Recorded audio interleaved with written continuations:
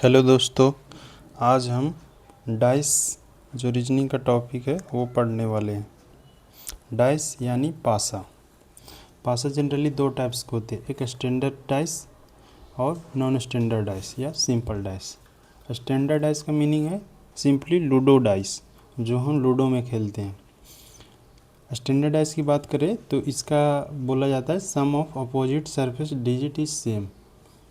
इसका मीनिंग कि वन अगर जो ऊपर है तो उसके जस्ट नीचे सबसे बॉटम में 6 होगा, 2 है तो 5 होगा, 3 है तो 4 होगा। यानी ये दोनों का हम सम करें तो 7 होगा ऑलवेज। 2 5 7 3 4 7, यानी 1 का अपोजिट 6 या 6 का अपोजिट 1, 2 का अपोजिट 5 या 5 का अपोजिट 2, 3 का अपोजिट 4 या 4 का अपोजिट 3। सेकेंड होता है नॉन स्टैंडर्डाइज। नॉन स्टैंडर्डाइज ही हमारे एग्ज़ाम में पूछे जाते हैं और यही हमारे लिए इम्पोर्टेंट होते हैं। इसमें दो डाइस होते हैं, क्लोज डाइस होते हैं, ओपन डाइस होते हैं। क्लोज डाइस की बात करें तो हम क्लोज डाइस हम आगे देखेंगे। ये क्लोज डाइस होगा। क्लोज डाइस में एक रूल हम पढ़ेंगे। लिखा है 2 position of dice are given and 2 surface of both dice are same, then remaining surface are opposite to each other. यानी हम दो डाइस अगर जो ले, ये दो डाइस है और कह रहा है दो डाइस का दो पोजीशन है, सेम डाइस है, इसका दो पोजीशन ही है। 2 surface of both dice are same, ये दोनों डाइस का सरफेस 1 और 3 ये सेम है। तो कह रहा है कि then remaining surface are opposite to each other. Remaining surface 4 है 4 है और 5 के अपोजिट होगा।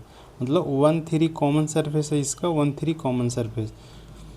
मतलब 2 सरफेस अगर जो दो डाइस पोजीशन का सेम होगा तो जो रिमेनिंग होगा वो उसके अपोजिट होगा, यानी 4 5 के अपोजिट होगा। हम दूसरा एग्जांपल ले। दो डाइस क्या और पोजीशन है, first dice position, second dice position. इसमें आर एस टी है, यू आर एस है। इसमें देखेंगे तो बोथ डाइस का 2 सरफेस सेम कौन कौन सा है, आर है एस और आर एस, यानी टी का अपोजिट यू है। ये सिंपल, यानी अगर जो दो डाइस का आपको पोजीशन दिया है और दो सरफेस सेम है, देन जो रिमेनिंग सरफेस होगा वो अपोजिट होगा रिमेनिंग का। यानी 1 और 3 दोनों हो गया तो दोनों ये कॉमन हो गया और देन जो रिमेनिंग बचा ये 5 का अपोजिट सिंपली हो गया यहाँ भी। और आर और एस कॉमन हो गया और टी यू के अपोजिट हो गया।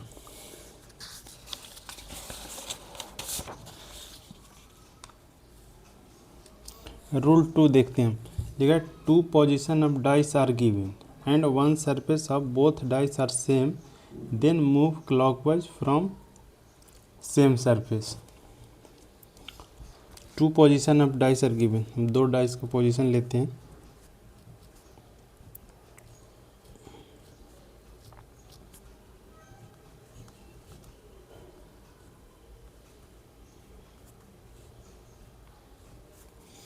यहाँ लेते 1 3 4,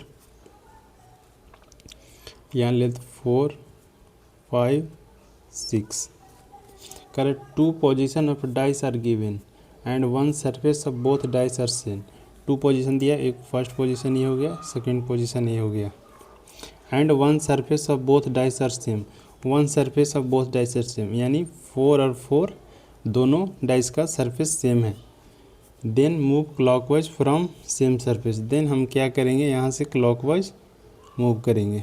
फिर 3 से 1, सिंपली 4 को ले रहे तो 4 से 6, देन 6 से 5, यानी हम इसको लिखे तो क्या होगा 4 3 1। फिर यहाँ 4 से स्टार्ट करेंगे 4 6 5, यानी हम कहें तो 3 का अपोजिट 6 होगा और 5 का अपोजिट 1 होगा। अगर जो 4 का अपोजिट पूछता तो हम देखेंगे जनरली हम 1 to 6 लिए, तो 1 to 6 में क्या रिमेनिंग रह गया 1 2 3, 2 नहीं है यहाँ तो 4 बाय डिफ़ॉल्ट 2 के अपोजिट होगा।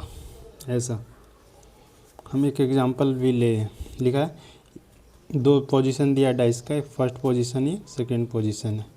If Z is on top then which letter is at bottom और अपोजिट, मतलब जेड का अपोजिट सिंपली पूछा है, जेड का अपोजिट कौन होगा। तो हम देखेंगे इसमें सेम वन सरफेस दोनों में कॉमन कौन सा है। यहाँ आर पी टी के टी एस, यहाँ टी देख रहे हैं कॉमन है, तो हम रूल के अकॉर्डिंग हम इसको क्लॉकवाइज लेंगे, टी से लेंगे फिर देन ऐसे। तो हम इसको इधर राइट करें तो क्या लिखाएगा, T P R then T K S, यानी हम इससे देखें तो पी का अपोजिट के होगा और आर का अपोजिट एस होगा। अब मुझे पूछा है जेड ऑन टॉप, तो इसमें एक और लेटर क्या होगा, जेड होगा, तो यानी टी के अपोजिट जेड होगा, तो हमारा आंसर क्या होगा, टी। हम यहाँ देख रहे हैं पी भी आ रहा है, के भी आ रहा है, आर भी आ रहा है, एस भी आ रहा है, बट टी का अपोजिट तो नहीं हो सकता ना। तो हम जो कॉमन सरफेस रहता है जो रिमेनिंग रहता है वही अपोजिट हो जाता है।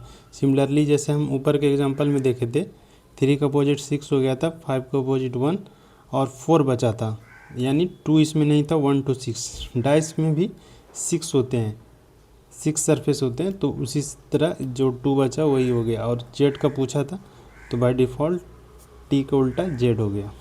नेक्स्ट एग्जांपल है, विच डिजिट इज इन अपोजिट या फ्रंट ऑफ टू। अपोजिट बोले या फ्रंट बोले सेम ही है। 3 डाइस का पोजीशन दिया गया है, 2 के अपोजिट पूछा है, तो हम देखेंगे इसमें सेम सरफेस कौन कौन डाइस में है। यहाँ 1 2 4 1 6 4, तो हम ये दोनों मुझे कॉमन मिल गया और हम यहाँ क्लॉकवाइज वाला रूल से हम बना सकते हैं। तो 4 कॉमन है, तो हम 4 से लेंगे 1, फिर 1 से 6, सिंपलली 4 से 2 और 2 से 1, तो इसको हम राइट करें तो क्या होगा, 4 1 6, फिर यहाँ से स्टार्ट करेंगे 4 1 2। तो क्वेश्चन में क्या पूछा है, 2 का अपोजिट, तो सिंपली 2 का अपोजिट